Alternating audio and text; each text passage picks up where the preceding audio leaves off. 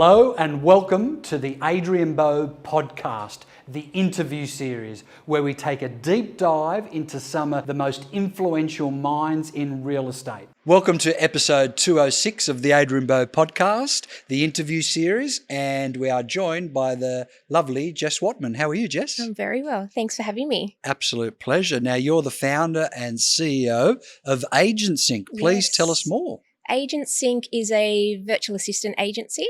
So we outsource to the Philippines for Australian businesses, mainly the real estate industry. That's my background of 20 years. So yeah, I started that 3 years ago and we've got hundreds of VAs in the Philippines now. So it's going, Really? very, very busy. Excellent. So hundreds of staff in the Philippines. And what's your roster of clientele here look like? Would it be sort of high majority real estate? Yes. Okay. Yeah, about 60% of our clients are real estate. And the balance, what other industries? Lawyers, accountants, marketing agencies. Yeah, it's not so much about the industry specific. It's more we find out exactly what the person needs, what the client needs, what the business needs as a whole. Yes. And then we go and find the right person for the role. So I guess you could say it's like a recruitment agency here in Australia. If you're going to go to a recruitment agency, I need, a website developer.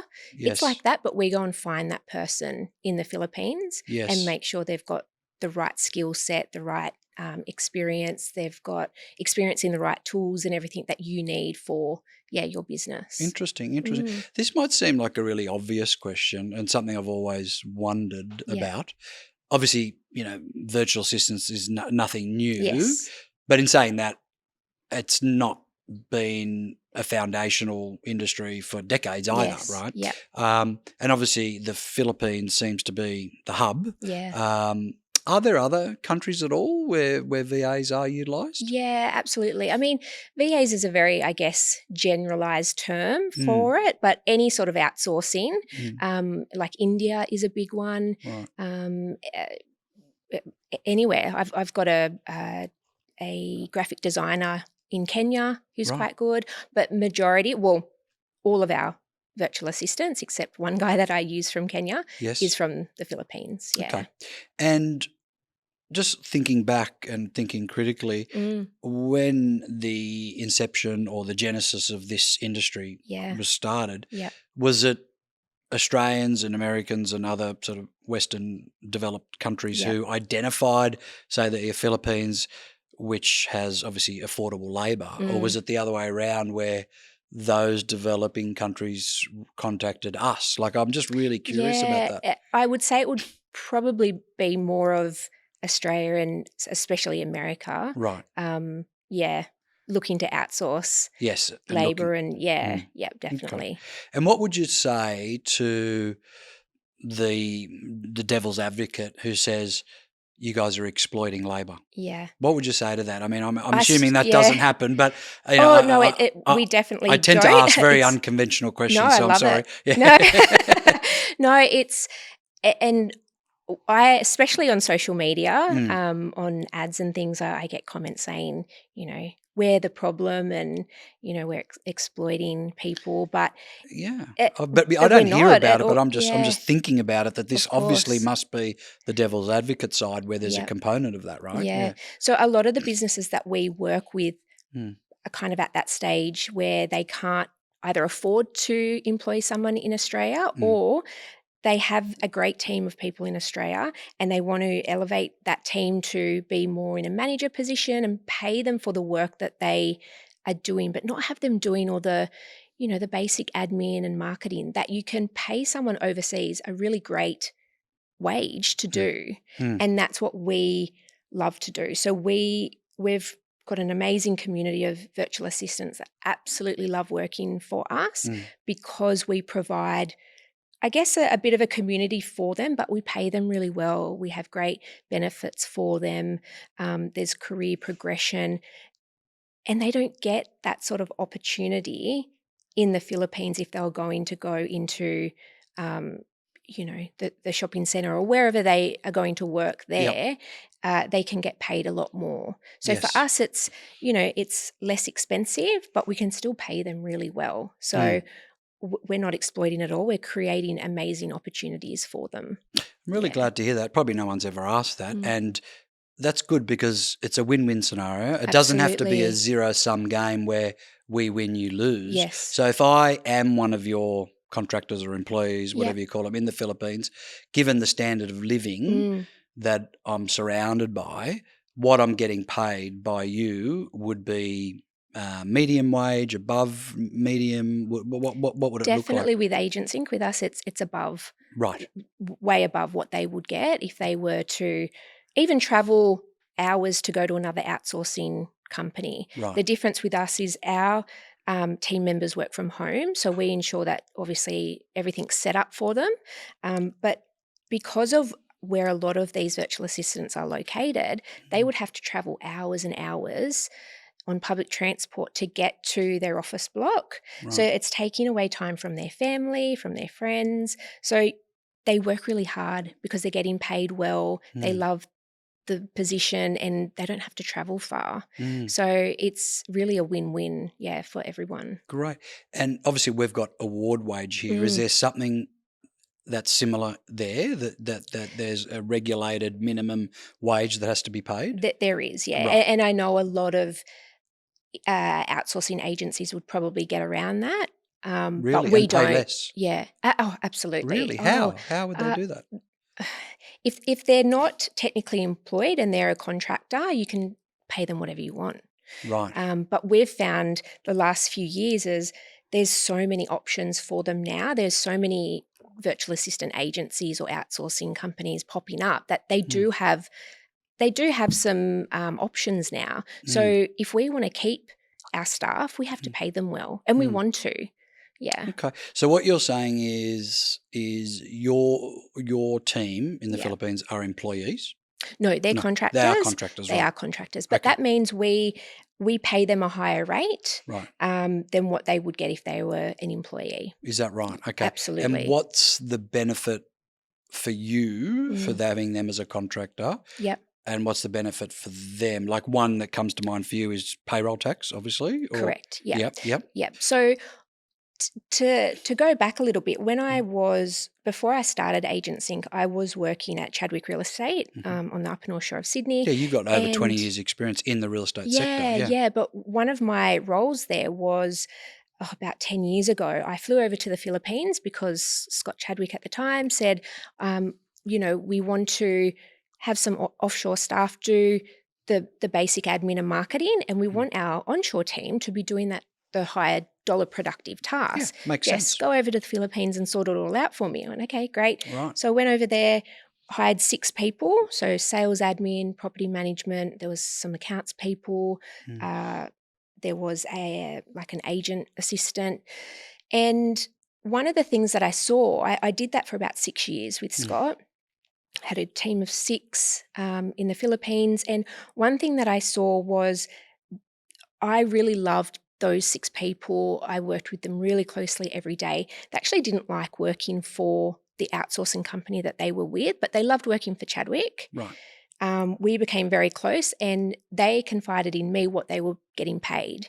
And I saw obviously the invoice that Chadwick was getting, and I thought, oh my God, the difference is crazy. Like, where's the rest of that money going? And they actually would prefer to just work directly for Chadwick. Sure. So they could earn more money, and they didn't really care about all of the benefits in terms of the sick days, the holiday pay, because they couldn't afford to take holidays. And one thing that really, as a client of that outsourcing company, you have to pay a 13th month pay, which the VA gets, but they took a lot of it. And so I saw everything that was wrong on the virtual assistant side.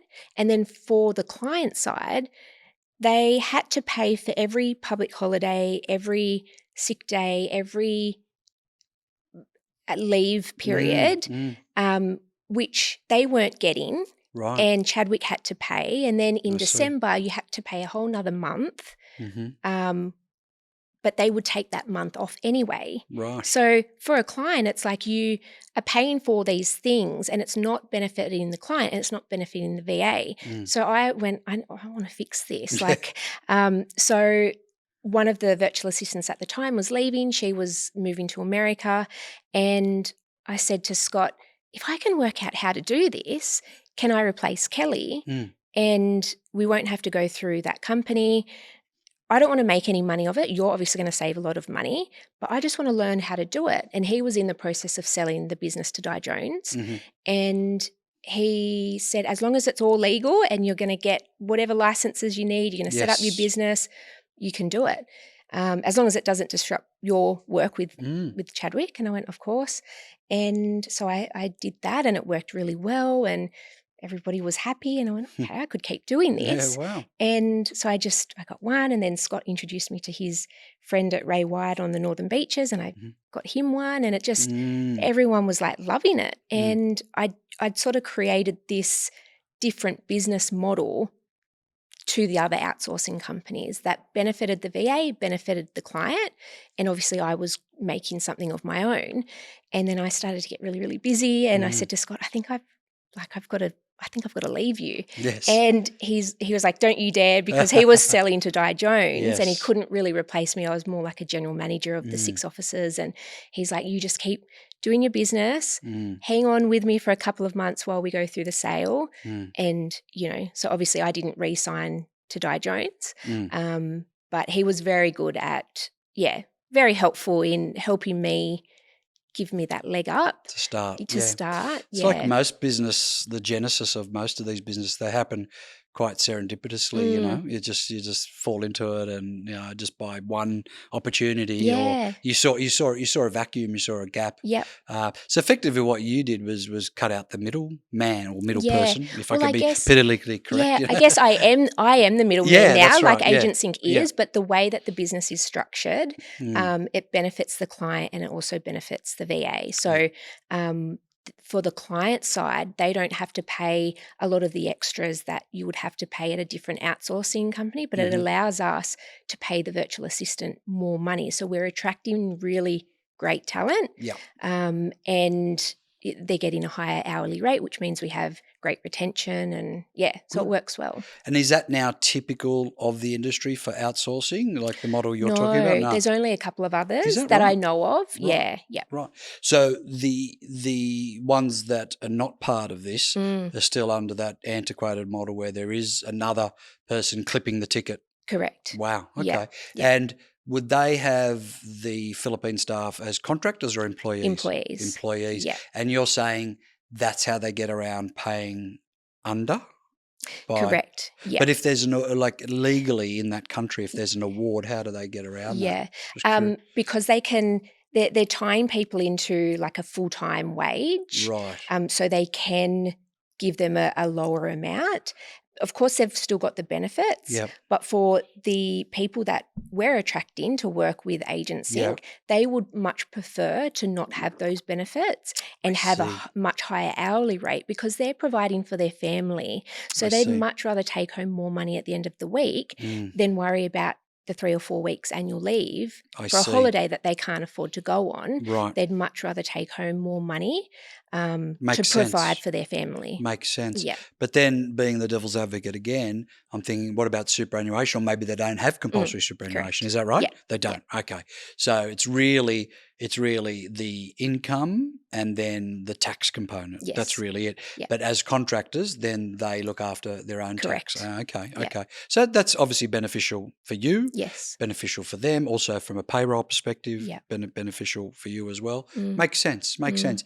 And that 20 years experience you had in real estate, what were your roles? Like obviously you mentioned you ended up as general manager, but how did you start in the real estate industry? I started, as soon as I finished year 12, I went to Ray White Nowra and I was the receptionist. Right. And just started there and then worked my way up into, actually went straight from reception into sales. You did, right. But I think I was too young. I was 18 and I didn't know what I was doing. And but it was a good experience. How long ago was that now?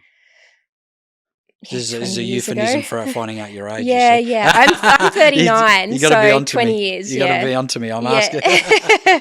Yeah. Okay. So in sales, how long did that last? Yeah.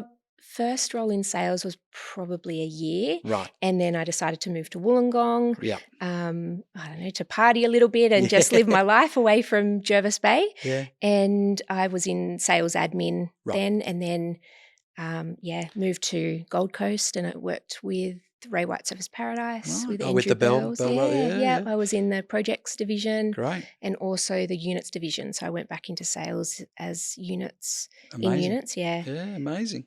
So you've had a lot of exposure to the industry. Yeah. But it seems like you gravitated more towards the support agent services Yes. side. And when we think about it, this whole outsourcing, virtual assistant, Philippine, whatever you want to call it, it's an agent services model, really, isn't it? Yes. Yeah. Correct. And do you think that it's something that's going to continue to burgeon? Is there many competitors? Is it a fractured space in terms that, like, 2 or 3 businesses have the majority of the market share, or is it equal? Especially in the real estate industry, there's a couple of big, I guess you could say, competitors. Like Wingman, for example. Wingman, and also Cloud Staff. Right. Okay. So that'd be they're the two largest. Yeah. Right. But Wingman, from what I understand, haven't been operating for that long either. Same time as me, 3 years. Right. Yeah. So what do you?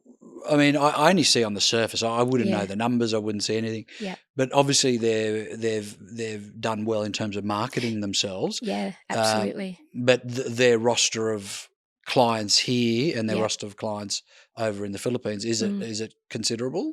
Massive. Right. Yeah. Okay.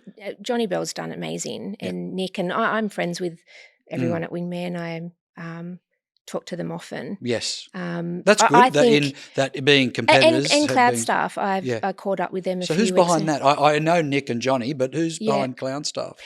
Cloud Staff is Paul Finlay. Right. Yes. And what's his background? Real estate and prop tech, I think. Okay. He's the one that heads up the real estate side of Cloud Staff. Cloud Staff's massive. Is it? So they were first to market, you'd say, and then I would say so. That's who Chadwick started with. Right. Okay. Many years ago, and then we moved from Cloud Staff to a smaller operation. Right. And that's when I kind of pulled it all apart and was like, I could do this better. Great. Yeah. And then there's obviously yourself, and there'd be a few other players, but then obviously you got the US side. Yeah. But it seems like are they using the Philippines and other similar developing countries for real estate as well? Is it more other industries from the US? US, I know they use the Philippines quite often. The good thing about the Philippines for Australia is the time difference and the English and everything. It's only 2 hours difference for us in Sydney. If you're in Perth, there's no difference in time. Right, that's interesting. So America, there would be a time difference. So I'm not sure if they go somewhere else as well, which has a bit of a better time difference. But it depends on the role that you want. So we've got some Filipino staff that say to us, I'd love to work another job at night, and we just don't attract. We haven't really gone into the American space of getting clients yet. Yeah. Okay. Yeah. And it sounds to me like this is not novel in terms of the time difference for other industries, because, for decades you'd get on a customer service line for NAB or Telstra or whatever, and there would be a Philippine voice there. So this is obviously something other industries were onto a long time ago. Absolutely. And you think it's obviously cost of labour, but also the time difference, which that I had never thought about. That's obviously something that's really quite interesting. So with us, a lot of our clients are real estate, so 9 to 5 or 8:30 to 5:30, is very standard. So with our VAs, they will work the same time. So for them to start at 9, it's 7 a.m. for them. Okay. And that's why you do get some that say, I'd love another job in the afternoon, because obviously that one person is working, they're mainly the breadwinner for the family. So if we can get them another client that's a couple of hours, it might be some social media or something that is not time dependent, we'll always try and do that and support that virtual assistant in making more money, as long as it's the right fit for the client and the team member. But yeah, the time difference, starting for them to start at 7 a.m. Yes. And they love it because a lot of them are used to working for American clients. Yes. So they would have had to work the graveyard shift. Yes. So to then work for an Australian client, they just absolutely love it. Well, a lot of agents in the real estate industry that are in the office at 7:30. Oh, absolutely. Yeah. So it's quite common. I'll tell you what I'm really curious about, Jess, is the typical demographic of a offshore Philippine worker, and do they have tertiary education? Is it an aspirational job for them now that it's so burgeoning, obviously, within that country? And is there recruiters who specialise in matching them to the right business? I mean, obviously, this is something that you can't ignore. So I'm really curious about the typical demographic and how the recruitment process works, and if they have any tertiary education. Yeah, all of our VAs are university educated. It's very common for them to be university educated, which I think a lot of people don't realise. Yeah, I would. That's why I've asked the question. I'm very curious. I'm not surprised. But was very curious nonetheless. And what would they normally study, Jess, at university? A lot of it is like tourism, communications, things like that. Something where they can end up in a job like we provide them. So it is an aspirational industry, really. Okay. Because they know that there's room to grow. There's they're very much like us, that they have goals, and they want to work for a client that's loves them and is going to treat them well and provide some growth. And from what I can see, their work ethic is very high. Very high. Yeah. And we've put a lot of time and effort into our recruitment process, which I'm sure other outsourcing agencies do as well. But I think gone are the days where you can just put a job up in the Philippines and hire anyone. You need to make sure that they're there for the right reason, because they are, providing for their family. You do get some people over there that will try and work 2 or 3 jobs at the one time. Right. So we've put a lot of things in place, time tracking, productivity trackers, URL trackers. So we ensure, because obviously the client's paying us for the 8 hours of the day for that virtual assistant, and we want them working for only that client during that time. Amazing. Yeah. And the demographic of this, so it's obviously male and female. Correct. And are they usually fresh out of university? No, yes and no. We've got all ages really, but I would say between the ages of 20 to 35. Okay. Yeah. Okay. And their whole concept of this role, it doesn't sound like it's a means to an end or just something that they're doing before they do something else. Yes. It sounds like it's an actual career. Correct. Yeah, because here, obviously, when you speak to someone who's serving you at a restaurant, usually they're studying or they're usually preparing themselves for another career, and this is just a means to an end income-wise. But from what I can understand, this is an actual career aspiration, and there is career paths and journeys that you create for them as well. Absolutely, yeah. And you're saying they're the main breadwinner, the person. Normally, yes, yeah. And a lot of them are young females as well, which is I found really interesting because, they'll be pregnant, have a baby, and then the grandmother or their mother will look after the baby so they can go back to work. Right. Okay. Yeah. I've got all these questions. I've asked you none of them because I'm very fascinated. I'm very and this is often happens with me in podcasts. Obviously, this is about AgentSync and your business, but I've always been really fascinated and curious about the mentality, the work ethic, and the demographic of who's actually doing this work behind that keyboard, behind that phone, for example. And I don't think people take enough care and actually are even curious about that. And I was really surprised when I flew over to the Philippines to meet them and sort it all out. We'd actually talked about it for 3 years prior to that. Right. And we were kind of, no, we're not ready. What are the staff in the office going to think? And then it started to get talked about in the industry, and he went, let's do it. So I went over there and I was blown away by them as people by their personalities. They're so caring, so loving, genuine, and they care so much about their client, about the role that they're doing. And I think that's why we've put so much work into our recruitment process, because we want to find those people. But the 6 that I initially hired for Chadwick, such hard workers, and they worked there for pretty much the 6 years that I was there for. And then a lot of them moved across to Di Jones as well. But they would work harder than a lot of the admin team in the office. And that's why, I find in Sydney, you can pay 80 grand for an admin person, but at the end of the day, they want to move up pretty quickly to a management role or get into sales admin, or of course, and that's, as they should. But the people in the Philippines that do these roles, they love that work, and they see moving up as getting more tasks to do. Yes. And you can change their title and give them a little pay rise, and they're so grateful, or you give them an end of year bonus and they just love it. Right. Whereas we find in Australia, people will move around agency because they can get a little bit more money or they get a higher role, and that's fine. But you don't get that with the Philippines. Once they have a client that they love and that treats them well, pays them well, you can just have them forever.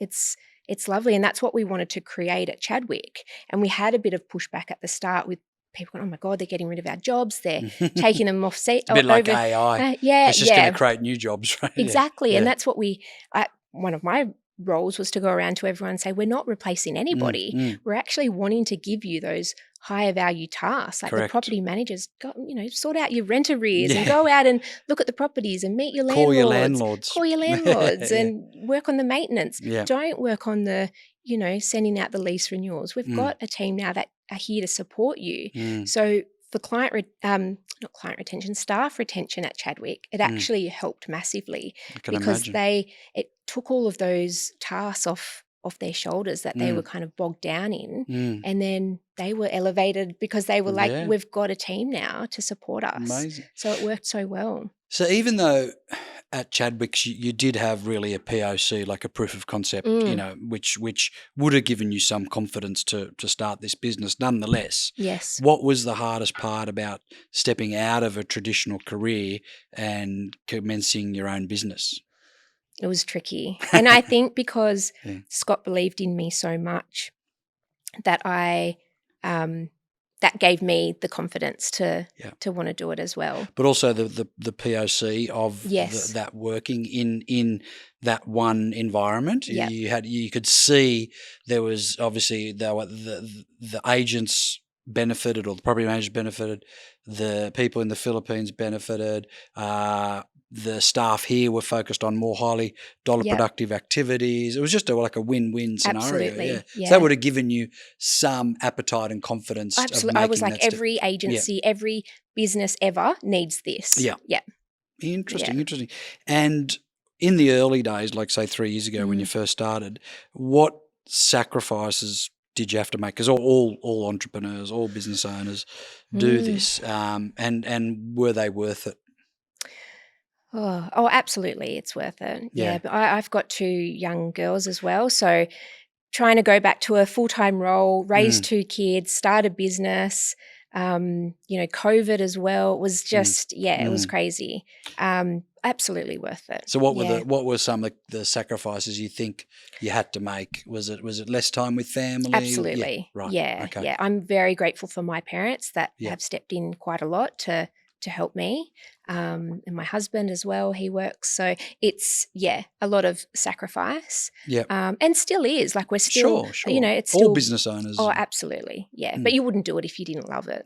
Yeah. And the equity model of your business is just you're the sole owner. Correct. Yourself. Okay. Yeah. Interesting. And is that open to being fluid if there were mergers or partners or whatever? Yeah, absolutely. I've had a couple of discussions the last few months with some other outsourcing companies about merging, and it's not off the table, but I just love what I do so much. It's got to be the most perfect fit ever. Yeah. Otherwise, it's just not worth it. And you do it really for shared resources to Correct. be able to scale, have aligned visions, aligned goals, Absolutely. aligned values, that type of thing. I suppose like with any Yeah. merge that might occur. But yeah, you'll be surprised as your business starts to evolve. This will happen. Yeah. More discussions and more opportunities will come up, I'm sure. And do you think your leadership style has changed since you actually started the company? Because being in the roles that you had previously in real estate, you know, you were managing people, even though it was operations. Did you think your leadership style sort of evolved or changed somewhat? Absolutely. Yeah. In what way? I think working on myself and working on my leadership skills has probably been one of the things I've had to work on the most. Right. Because it just has grown so quickly that the bigger team you get, you're just managing more people, but they're all coming to you for leadership, and you're like, wow, I'm actually the boss of this business. Like, this is wild to me. That's called the imposter syndrome. You know that. Absolutely. And that has been, pretty strong the last couple of years. It's getting better now. Good. I can help you with that, by the way. Thank you. But yeah, I think when I was starting my business, I was like, who am I to start this business? And, you know, I grew up, I think, always thinking that I wasn't smart enough. I didn't go to university, and here I am going to start a business and now earning more money than my friends that went to uni. And it's like, I just felt that, like I wasn't worthy or, you know, whatever. That is a typical example of imposter syndrome. Yeah. So it's extremely, extremely common. Yeah. You're just waiting for someone to tap you on the shoulder and say, hey, what are you doing here? Yeah. You don't belong here. Yeah. But that is really just that voice in our head, which will always be there. Yes. And it's there to seduce you and there to doubt you. Yeah. And you need to learn to treat it as fiction, because it is. It is, you know. Yeah. But that's a whole rabbit hole that I often get down on these podcasts, which we don't have to go into today. But in terms of the AgentSync model, if you like, could you tell us a little bit more about the model itself? Yeah. So it's actually changed a little bit over, the course of 3 years. But when I started, I was like, not all virtual assistants are the same, but it was kind of that model. You needed one, it's one set price, and that's what it is. Right. But over time, we now have 2 packages, and one is essential and one is elite. So I like the simplicity of that. Yeah. Very nice. And I like the names too. Yeah.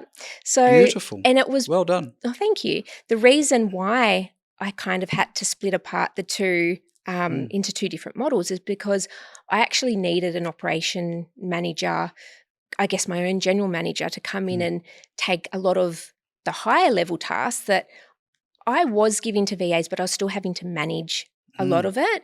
And I needed someone to come and take that off me, so then I could step up and be more of a leader and do some more PR and networking and things like that to help, you know, bring in new clients. I see. And I got Sheila, who is pretty much runs the whole business now for me. And I was like, wow, she's incredible. Everybody needs a Sheila. So I couldn't put her into that same model as everyone else because she's more expensive.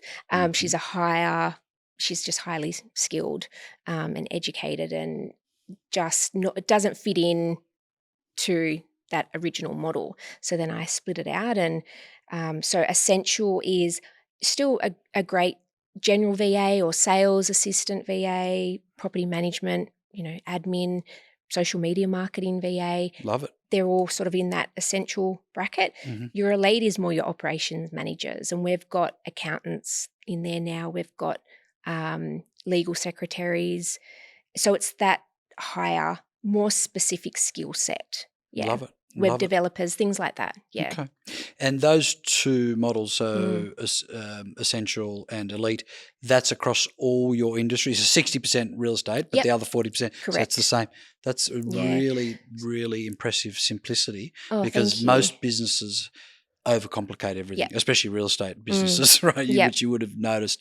So I really love that. And those rates, I assume, have evolved over time, just with CPI and cost of living and inflation and etc. Yeah. Okay. Yeah.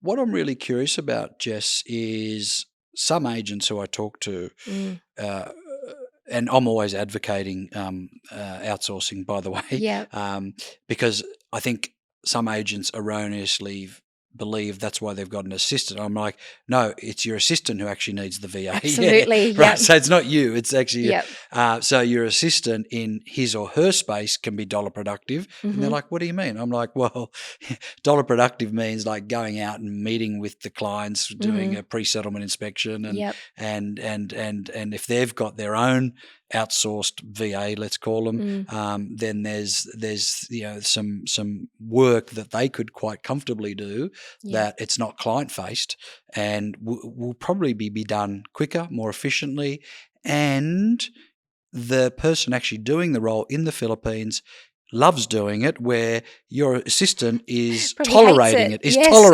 right, as part of their role. Okay, correct. Because there's this saying where it's like, if you find something you love, you'll never work another day, and you're like, I think that's absolute nonsense, because like every job has parts that you tolerate.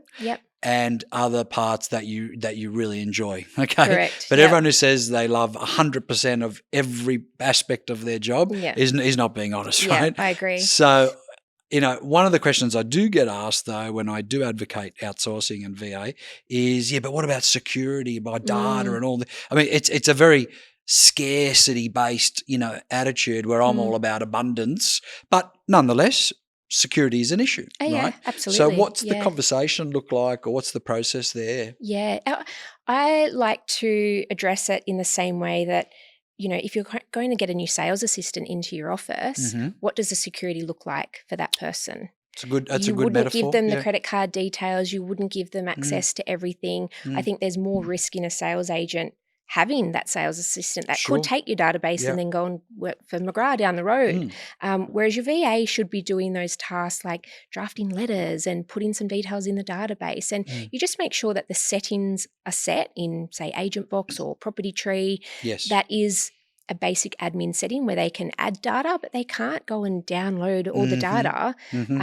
So we really work with individual clients and their IT department or their office manager that sets up a new person coming into that office, right? To make sure that they've got the security level set at the correct level, but also use something like LastPass or Bitwarden. So, what are those products? Sorry. So LastPass, for example, is a program where you can put all the passwords to everything in a secured program, like I use an app called Vault. KeepSafe. I've got that. Yeah, and then you can add that person as a user. I see. And they get access to the links to log into things, but they don't actually get the password. So if something happened and you're like, I need to get rid of that person this minute, you just cut their access to that program, and then they can't get into anything else. Okay. Yeah. But nonetheless, is there something signed, like some sort of absolutely. non-disclosure? Our agreements, correct. Yeah. Okay. Yeah. So is that standard or only if people ask?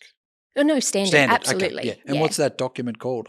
It's part of our contract with the VA. Okay. Yeah. So we built it into our agreement with them. So you're declaring in that no data is going to be sold, passed on, correct. Or any. Yeah. Okay. And we've had clients say, that's great, but we'd prefer a whole separate NDA to be signed. I see. Absolutely. And we you're can fine do that. with that as well? Oh, yeah, absolutely. Yeah, like their own lawyer preparing it or whatever. Correct. Yep. Yeah, people are very data conscious, and I understand that. For sure. I mean, data is actually the most valuable asset now in the world. It's overtaken oil. Oil used to be the most valuable asset in the world. Wow. But when you think about it, data now includes a lot of the social media companies and Meta, for example. Yep. So that makes sense. It's a multi-trillion-dollar industry. Was there a moment like over the last 3 years where it's like, this may not work, and like maybe COVID or whatever it might have been, and did you ever think maybe this wasn't the right decision, it's safer just to go back and work at a Chadwick's or a safer almost sort of quote unquote role? Yeah. Absolutely. There were times? Yeah, for sure. And I think it's only been 3 years, so it's still young. Absolutely. Yeah. I think I think you're not a true business owner if you don't have that much pressure on yourself that you go, oh, is this all worth it? Yeah. And then you kind of have a good sleep and you wake up and you go, no, this is worth it. So there has been times for sure, but I just wouldn't change it. There's no way I could go back to having, I guess a normal job. I love what I do. I love what we're creating, what we're providing, the opportunities for people in the Philippines, but also for Australian businesses to be able just to restructure what they're doing, provide better opportunities for their staff onshore as well. And you mentioned the typical demographic. I keep going back to I'm just really putting myself in the shoes of that outsource VA working there. I'm 25 years of age. I've done a university degree. I'm employed or contracted to someone where it feels safe. The thing is, though, if one of my clients is like, Ray White Double Bay, for example, I'm not on their website or I don't get recognised, or so how do we combat that at AgentSync? Because one thing I've learned over 35 years in real estate is recognition, appreciation is equally as important as remuneration. Absolutely. Right? Yeah. So is that something that you deal with in AgentSync? Yeah, absolutely. We actually make it really easy for our clients to give them a gift or give them a bonus. When we're bringing on clients, we only bring them on if they're really aligned to what we are providing, and we're ensuring that the VAs that we have are going to great homes, I guess, to people that are going to appreciate them and, give them gifts or bonuses. Okay. And we always say communication is the number one thing that you can do. Like, in the morning, get to work, open up your phone and say good morning, have a chat about the task that they're going to do. We always make sure they're checking in. No question is a silly question. I think communication for them is hugely important. They want to know that they're doing a good job. And for them at the end of the day to get, a message, you did a great job today, or thank you for that, it means a lot to them. So that's something that I have a couple of VA managers that manage the team, and we provide coaching sessions. We make sure that they're submitting an end-of-day report, that they're doing the tasks that they should be doing. If they have a problem, ask your client, or, ask us first and we can help, but have that communication with your client as well. So we really make sure that, the open communication is, we want them to be a part of their team. And they might not have a picture on the website, but we know, and we want them to know that the work that they're doing is so important. And a lot of our clients have, they've got the email signature set up. They're able to email vendors. It's very different to so what they got it the used to email be. signature set up as, like, if I'm one of your clients is Ray White Double as they're just another team member. Oh, that's amazing. Yep, and a lot of our clients have them on their website now. Yeah. Is that right? Yeah. Yep.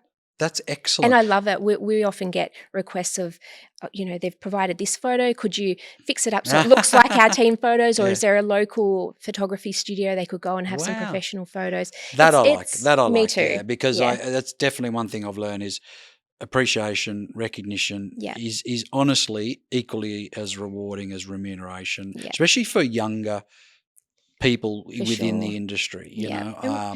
And only probably because when I was coming up through the ranks, I noticed there was a lack of recognition, a lack of appreciation, and I made sure that when I took any leadership role, that was something that I was really going to focus on heavily. Yeah, love that. Just having one-on-ones with your staff and just saying, look, what are your aspirations? What are your personal goals and interests outside of work? Like, where can you see yourself in 12 months? As cliche as that might sound, but nonetheless, it's like, well, you've got someone else actually has a genuine and authentic interest in you, which I think is great. So that's good for you to do that. Now, if I'm an agent and I sign up with you guys, AgentSync, am I committing to a certain sort of time frame, or is it month by month? How does it work? Yeah, it is month by month. Okay. We do ask for, it used to be 30 days notice. We've pushed that out slightly, only because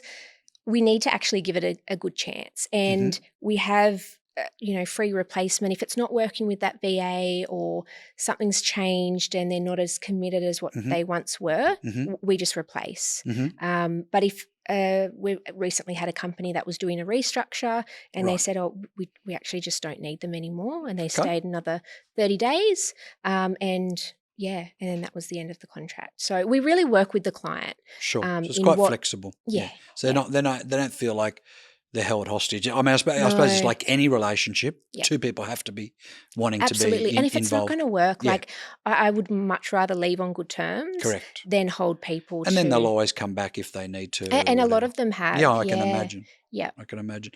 So I'm a sales team or a sales agent.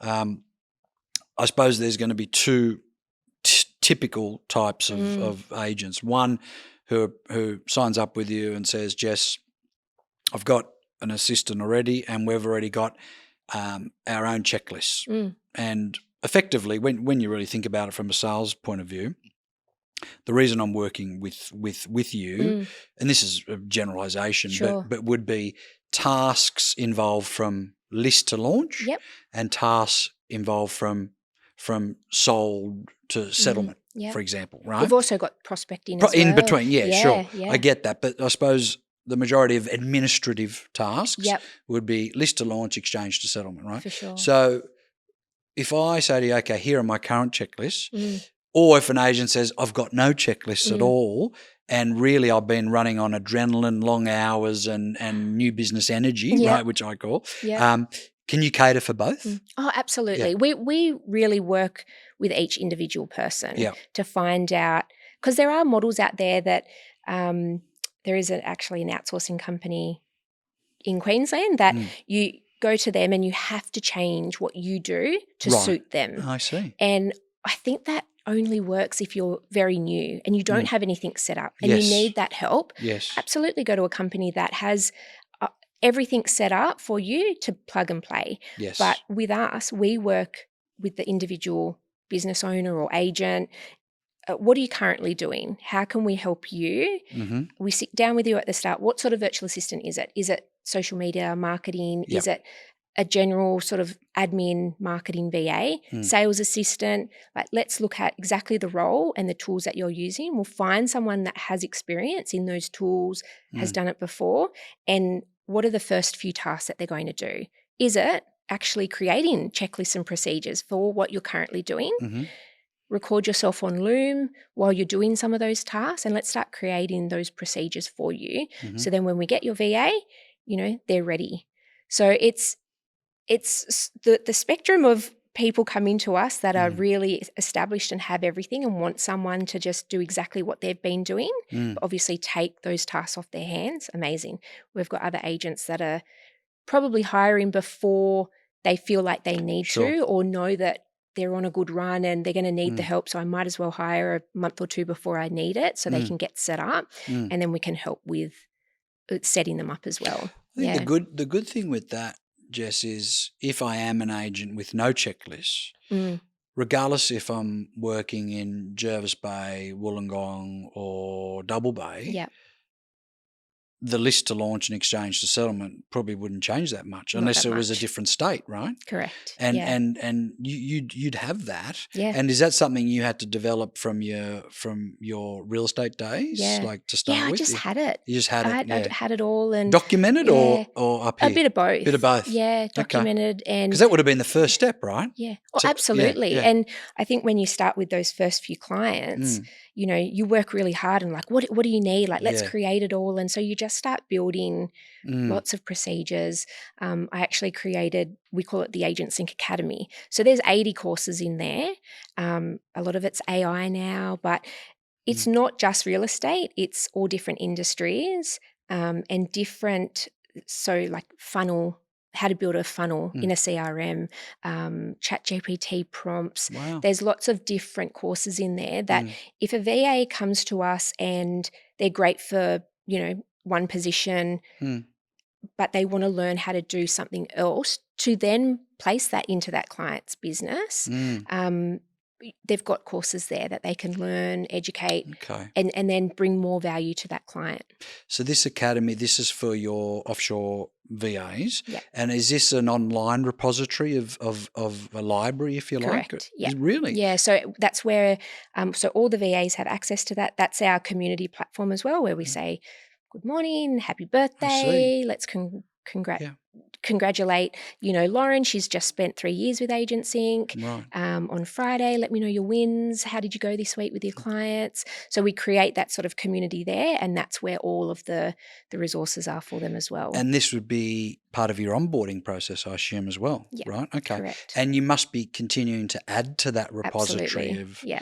And reviewing it to make sure things aren't changing. Right. Yeah, but especially we're really leaning into the AI now. Lots of AI courses in there, lots of ChatGPT prompts and bots and things, because we know that if our VAs can utilize AI and learn how to do that, it means that our clients don't have to. And that VA will become more valuable to the client because they'll be able to do more work. If they're utilizing AI to create blogs, newsletters, text messages to prospects and lots of different things, but they have the help of ChatGPT to do that, then they're going to get more work done. Yeah. So this academy portal, for the lack of a better term, is this proprietary or was it white labelled and you... No, I developed it. So the actual platform itself is just called School, which you can... Sorry? School, SKOOL. Right. So that's a white label and then you've... Well, it's an empty platform. It's an empty platform, yeah, right. So you create it all. Yeah. Right. So a bit like sort of Salesforce for CRMs? Correct. Would that be right? Okay, got you. So it's empty. So then we created all the different courses. Incredible. Put them all in there and... Yeah. So how many courses, did you say there 800? Over 80 now. Over 80? Yes. Right, yep. okay. And there would be different topics, so as you said, AI, and is that where all your checklists live and all that as well? Okay. Yep. So they can take them, place them into the client's business and change them as needed, but it's just a resource. And I assume that's going to just continue to grow and grow and grow. Yeah. And I get industry professionals like Hermione, she's a property management coach. I know Hermione, yeah. So she created a whole property management course for virtual assistants, so that's in there. That's great. Yeah. Maybe I need to do like a sales training course in there. We'd love that, yeah. Why not? Why not? Yeah. And the component of a typical VA or outsourcer, it's very, I get that it's very task and checklist orientated, but what about accountability and KPIs? Is that part of your model? Yes and no. So we absolutely 100% ensure that our VAs are providing an end-of-day report to our client at the end of the day, and they CC their virtual assistant. That's a form of accountability. Correct, yeah. So, and we have some clients that go, look, we know that our VA works very hard. She doesn't need to do that. Like we've got our own internal Asana boards that they tick off. We know what they're doing and we go, that's fine. But I think it's very important. And this is something I started when I was at Chadwick. I was like, I've got 6 team members. I know they're working hard, but that one, sales assistant had 20 agents that she was talking to every day and doing different property marketing for. And I was like, I know she's working a lot, but how do I know her 8 hours of the day are productive, full? How do we know, like, if listings are low this month, that she's got some more bandwidth? So I had them submit an end of day report, and that just meant, it might have been sitting down over dinner. I would just go through the end of day report and I go, wow, they actually did so much today, or why are they spending 3 hours on this one task? Do we have to look at the actual procedure of that and see how we can automate some of it? So it's never about micromanaging. It's about a little bit about accountability for sure. But a lot of my team now, my internal team, I don't have them do this because I know how busy we are. I just know if they're, working or not. But definitely with a new client, that end of day report. And then we work with the client. Like, what would work for you? Would it be Asana? Would it be ClickUp? Do you have your own internal tools that you want the VA to work with? But it's very much... We never say you have to do this. Understood. When starting with AgentSync. Yeah, we like to work with the client. So it's more accountability than KPIs per se, because KPIs is very sales orientated. Yes. Yeah. I mean, a KPI generally, I assume, is just great customer service. And so is there any internal, rather than KPIs, is there internal auditing around the agent care factor? Auditing, I No, guess that's not right. That's not a unless great word. I suppose monitoring we have of our customer service. so we have our platform that tracks their productivity. So we know their productivity ranking every day. Yep. And if that starts to drop below, we're talking to the VA, we're talking to the client, what's going on. And it might mean they're doing some tasks that possibly in a different software that program can't pick up. So we're very closely monitoring to make sure everybody's happy. And we want to catch it, I guess, before people aren't happy. Understood. Yeah. And you mentioned before when I was talking about list to launch, exchange to settlement, you're saying, we do prospecting as well. Yeah. Talk us through that. Yeah. So when I started AgentSync, I had a lot of agents come to me and say, could they do phone calls? And I went, absolutely not. I think I could have probably started a whole nother agency of prospect. And I said, no, that is the one thing you don't want to outsource. Let us outsource your social media, your marketing, your admin, your database entry. You make the phone calls, but we can get you the data to make the phone calls. So ID for me, people in the Philippines can't get access to ID for me anymore. There was a time when we could, which was great. But now you can actually purchase whole suburb data through Printforce is one of the repositories that allow you to actually purchase data. And ID for me, you can purchase whole suburb data. Yep. And so if you get say 2,000 names and numbers and emails and phone numbers, that VA can then cross-check what is in the database, and what's in, I guess, the agent box, for example, make sure it's all up to date and provide call lists. That's very time consuming. So it's a great task for a VA. Great task, especially filling in the gaps for data that the agent hasn't been managed to get. Keeping things up to date with what's sold, what's listed. So when they're making phone calls, they've got that data of, what's sold and but now you're saying you are making, like initially you said, and which I think is right, because calling is the most dollar productive activity. So I just don't think a virtual assistant should be calling people in Australia. That's just my own personal opinion, because I think there's just no way that they can have that industry knowledge of when you answer the phone, if it's someone in the Philippines, you can hear it. You've got that lag, you've got the accent. It's so when just you not said you do prospecting though, so sorry, it's more the data and all the groundwork into action for the agent to do their prospecting calls. So cross-referencing their database to ID for me, to CoreLogic, for example, and then maybe creating a daily call list for them through their own CRM, or perhaps using Rita or Nurture Cloud, for example. So are both of those products your team's familiar with as well? Yes, absolutely. That's great. That's great. And is there reluctancy with agents having the VAs have direct access to the CRM themselves? No. I think it's changed a lot. Yes. A couple of years ago there was a lot of that, but especially with the settings now in Agent Box. You're correct. You can be view bring only, someone up and make a change to a phone number, but they can't go and download and print off or download and to a CSV file and then run off and sell it to someone. They just can't do that. Or if there is a setting where they can do that, the agent's going to be flagged that's happened. So it's just not as, and I think if you're that worried about someone in the Philippines having some street data, maybe a VA is not for you. Like you need to have, trust in who you've got working for you. So you mentioned you got a family, just changing topics a little bit.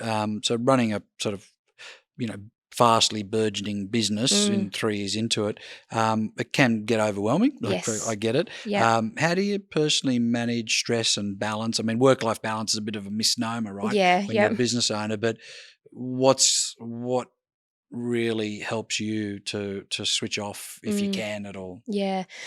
I think for me, having the team that I have is amazing, because I do like to switch off at 3:30, pick my girls up from school and daycare. That's nice. Yeah. That's nice. Occasionally, at the moment, it's actually more often than not, my my parents are picking the girls up. Right. But yeah, I definitely need to get back to picking them up most days.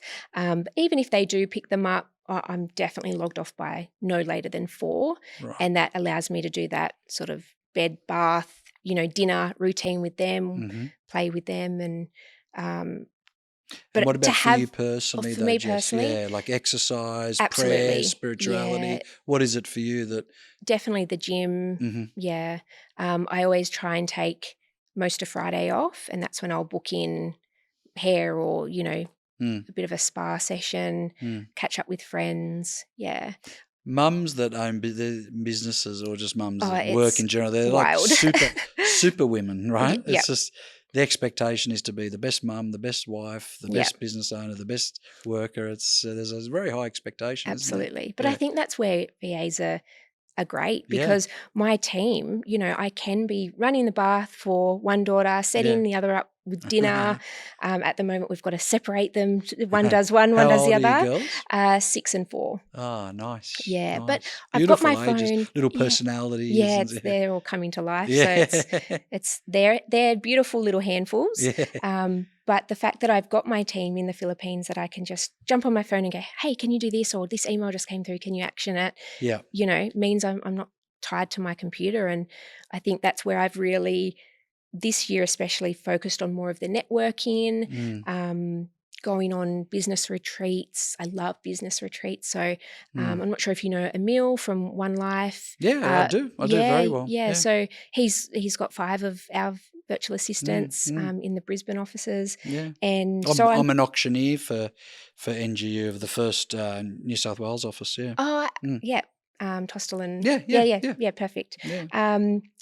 Yeah. So I was just in New Zealand with Emil and the One Life team. So there, even though it's seen as, I guess, work because I'm going to network and talk about my business, I just love things like that. So I try and get away, quite often to those sorts of things. Yeah. And obviously in 3 years, objectively or subjectively, whichever way you want to look about it, your business has grown reasonably well. Yes. Yeah. What would be the top 2 points you'd put that down to?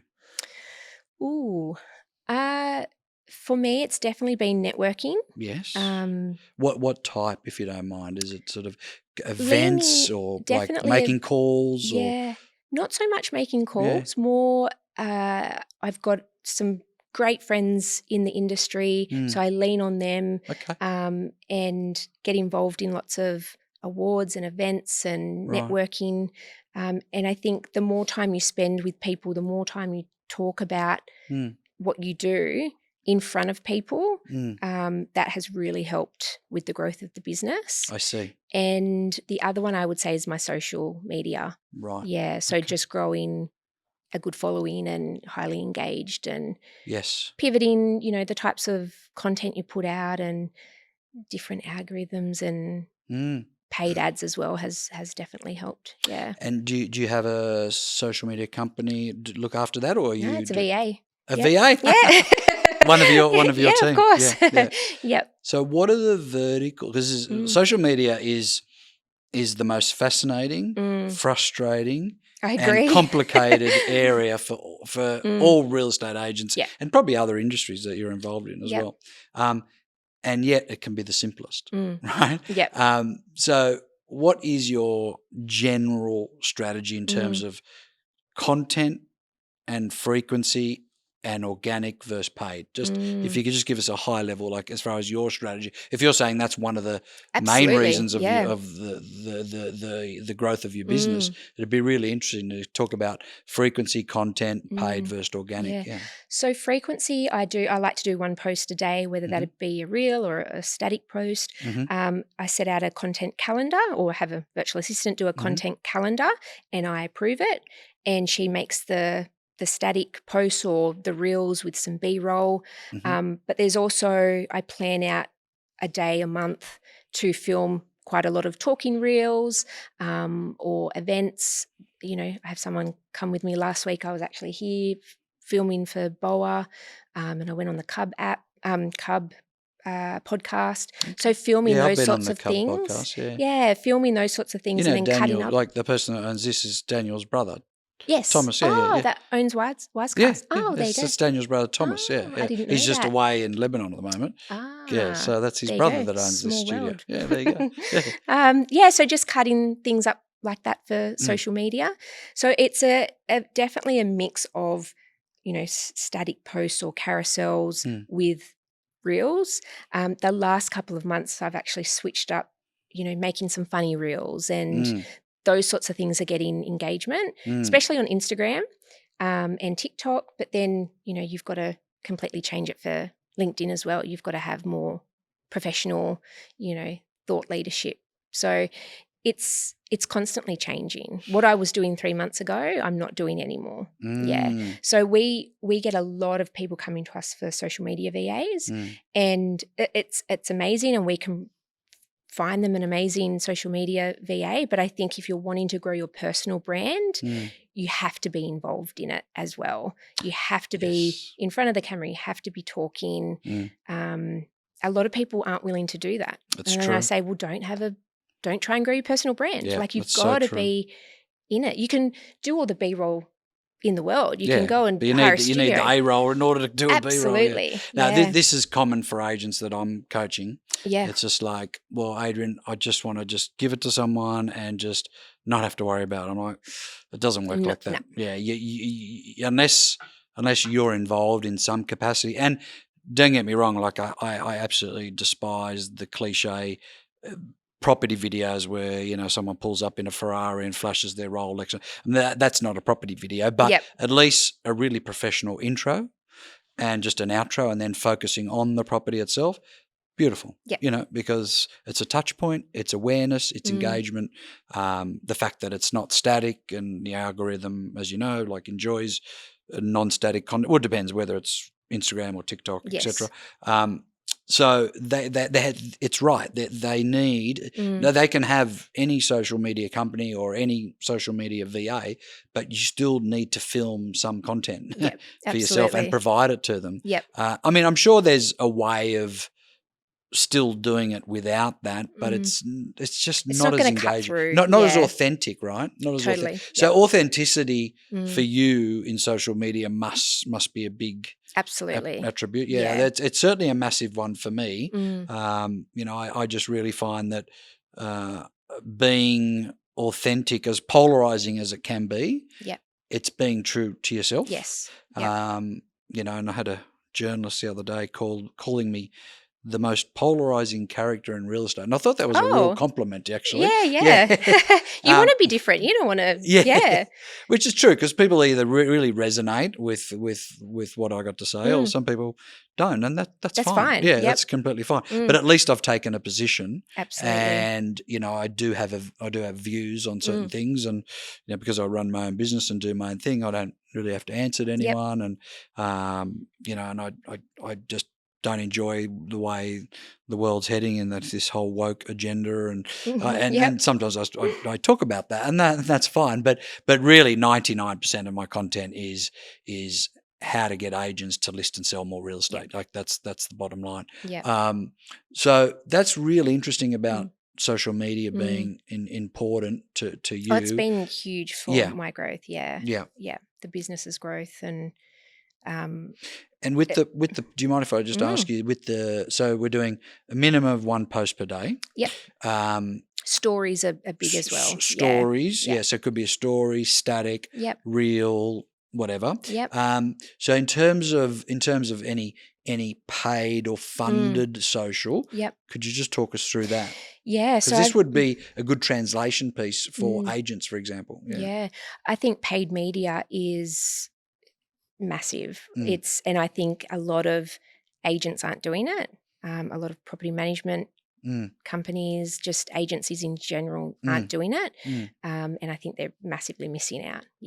To do some great talking heads about your your local community, what you offer, how you're different, and then in Meta, put some ads on. You can target suburbs, demographics, all of that, and have that in the palm of everyone's hand. Like, that's gold. I think a lot of people confuse though, Jess, with boosting and ad manager, right? with Meta? What's the difference, and what do you use both or one? Or? Oh, I do use both. Yeah. Boosting for me is, for me personally, if I've got a great reel that I think is really funny and going to resonate with a lot of people, I will just boost it. And that can go to more of my followers seeing it. Yeah. It can go to non-followers as well. It can either be geography or interest, basically. Yeah. But for ads, you just capture a whole different market of people. That's more looking for leads. Yes. Yeah. Boosting for me is more, I just want eyes on this. So a different strategy. Meta ads for me is more leads, book a call. And retargeting. And retargeting. Absolutely. Yeah. So with Google ads. With the Plixel, just retargeting as well. Anyone that's been on our website in the last 90 days will see an ad, or if they've been on Google, and then they'll start seeing sponsored ads, and they can go, oh, that's right, and book a call. Yeah. Whereas boosting for me is like, oh, I just think that's great. I'm just going to boost it so more people see it. Sure. Yeah. I think people see boosting as a lot easier. So just say you're a non-offshore VA and you're an assistant working for an agent. Yep. They'd see that easier. But do you think if they just did a little bit of homework, they could navigate Ads Manager themselves reasonably well? Definitely. There's a lot of courses out there for them to do that. I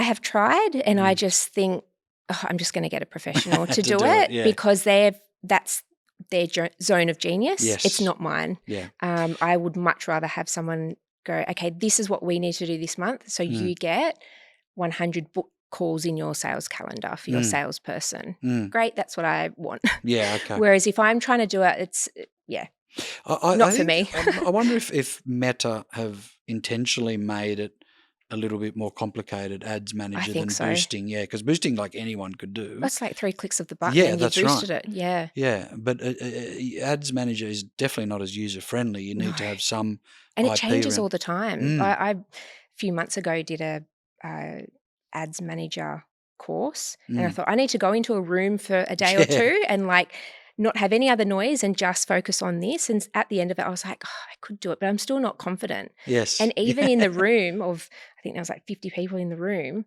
there was 3 different types of Ad Manager settings. So some people still had an old version. Like do think they just make it too overcomplicated. But I think with the rise of AI, it will get easier. Yeah, I think so too. Just another question for you, Jess. What's your number one tip for an agent listening to this who currently feels overwhelmed and is just ambivalent whether they need to put on a full-time human, when I say, I shouldn't say human, virtual, Yes. Virtual is sort of a sort of Freudian slip, I think, for thinking. A team member, offshore team member. Yeah, so an onshore team member or an offshore, they know they need support in some capacity. Yep. What advice would you give them, or one tip that if they are feeling overwhelmed? I think they need to start before they feel ready. And I think you just start small. Before you feel. Oh, so okay, that makes sense. So because if you're confident in yourself, you know that you are going to do amazing things and grow your business. Start now, because you've got the time and the space to work with that person, work out the tasks that they're going to do, give them a bit of time each day to, okay, you're doing this right, you're doing that right. Okay, you're sorted. Now I'm going to ramp up my prospecting and get 10 extra listings, and that person's set up. So I know it's a bit of a cash flow thing when people are starting, like, can I afford it? Can I not? I honestly think you can't afford not to do it. Correct. Especially if you've got them helping you with some of that prospecting legwork. But anything they're doing in the day that they shouldn't be doing. So I like to, and we always say this to our potential clients that are coming on board, if you're not sure if you need a virtual assistant, have a bit of paper with you all day or month, put it on your desk. Jot down all things you shouldn't be doing or don't enjoy doing. Put them into 2 columns, $10 an hour, $100 an hour. What are the $100 an hour tasks? For me, it's doing this podcast. Only I can be sitting here doing this. Sure. But the email that I just sent to whoever, I didn't have to do that. So it goes in that column. You'll be so surprised, all the stuff. So for an agent, it's the vendor meeting. It's making your phone calls. It's open houses, price adjustments, absolutely. All of that, all your admin, all your marketing, everything else goes in that column, and just start with 2 or 3 things for a VA. Once they've got that down pat, add another 2 or 3 until they've got a whole month's worth of work there. And that's all taken care of, and you can keep growing your business. The reason I like the VA model is that many agents who reach a degree of success make terrible managers.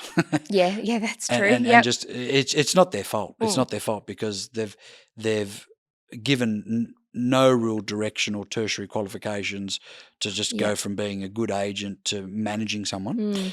And I hear these stories all the time, Jess, when I'm like, oh, assistant, like I've been through 5 of them, like they were no good. And I'm like, do you realise that probably 4 out of those 5 was your fault? Your fault that didn't work out?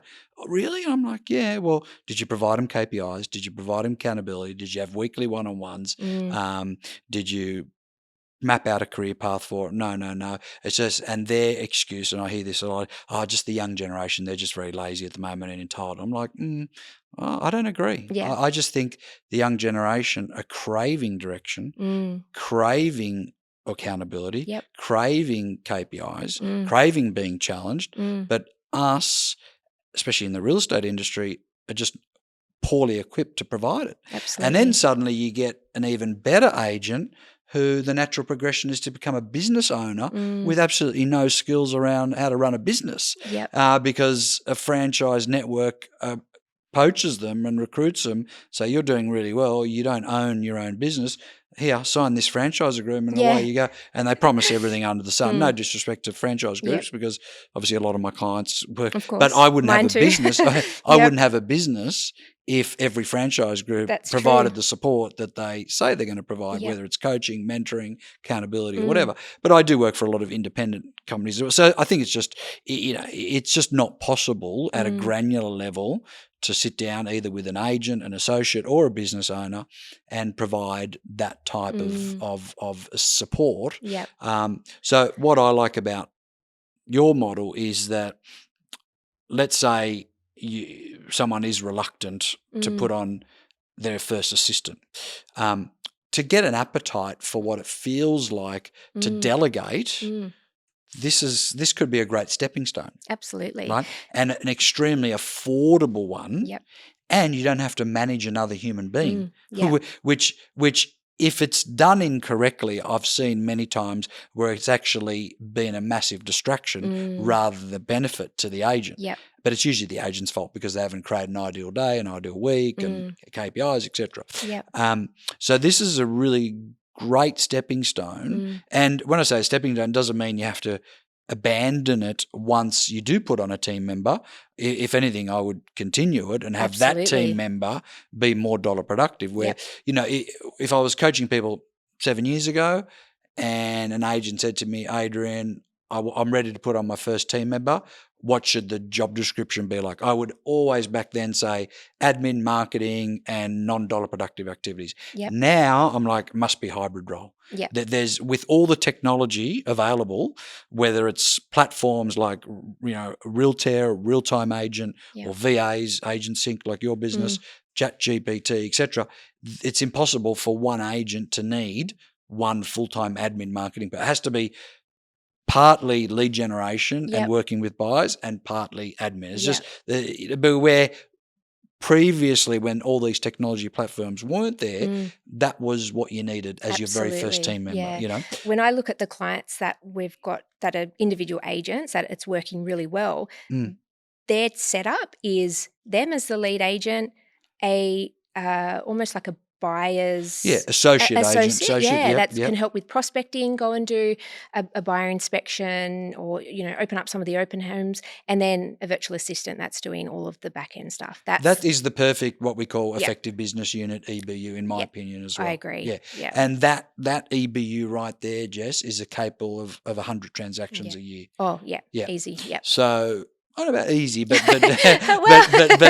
definitely resource-wise, assuming they've got the skill in terms of how to list, how to sell, vendor manage, how to promote them, all of that, but resource-wise, from a labour perspective, and as long as they're using the correct technology perspective, 100 sales. Now, for most people, 100 sales, depending on which area they're working, you're talking well in excess of $1 million, in generated income. So, so as we start to wrap up, and I've really enjoyed the conversation. Me too. Thank you. Yeah, I really appreciate it, Jess. I'll certainly start referring you clients. That's for sure. So I thought I'd just ask you, what was one moment, I suppose, in your real estate career that you found to be an easy transplant or an easy discipline to inject or into implement into your current business at the moment? Ooh, what would be? That's a great question. Yeah.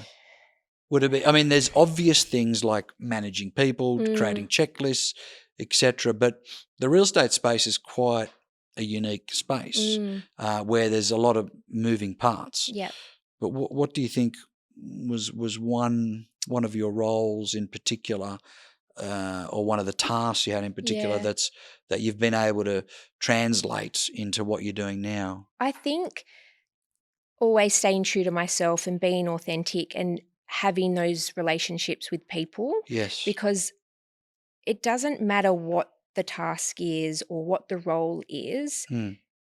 You can figure all that stuff out later. You need to be able to talk to people, have a genuine, honest conversation, find out what the problem is, can we fix it, work hard to fix it. Like I think it's about being genuine and true to myself, that I've been able to grow my real estate career, but then also start my own business, and that has carried across. I love that. That's terrific. Just one final question. What do you think the biggest mistake is that agents make that they don't delegate? Like what's the common theme you see?